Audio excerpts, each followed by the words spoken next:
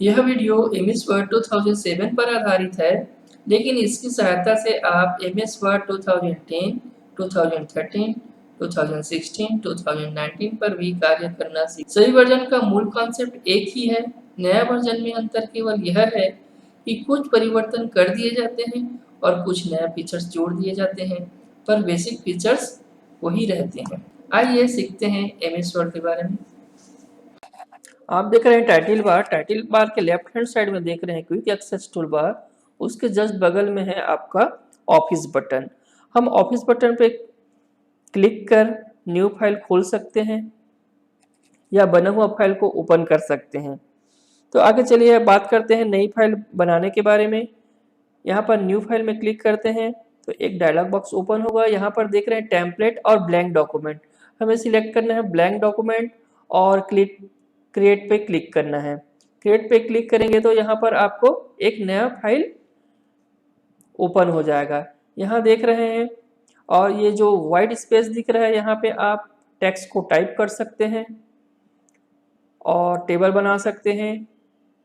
और फाइल को सेव करने के लिए जैसे फॉर एग्जांपल हम टाइप कर लेते हैं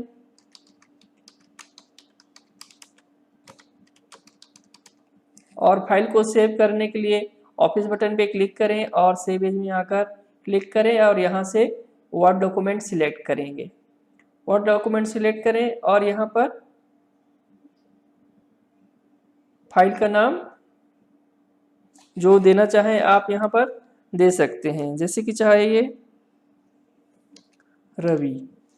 और रवि पे क्लिक कर फाइल को सेव करने के लिए सेव बटन पर क्लिक करेंगे तो ये फाइल सेव हो जाएगा और आपको टाइटल बार में रवि नाम से आपको टाइटल बार में शो होगा फाइल का नाम।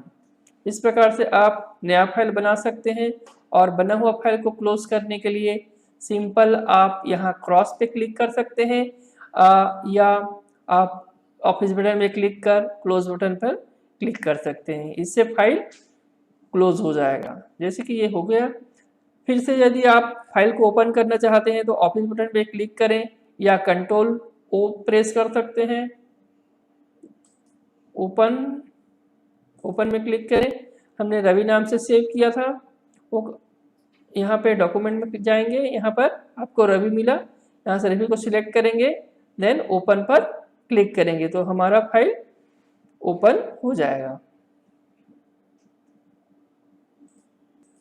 यहाँ पर हमने सीखा नया फाइल बनाना, फाइल को क्लोज करना और फाइल सेव करना और फाइल को ओपन करना।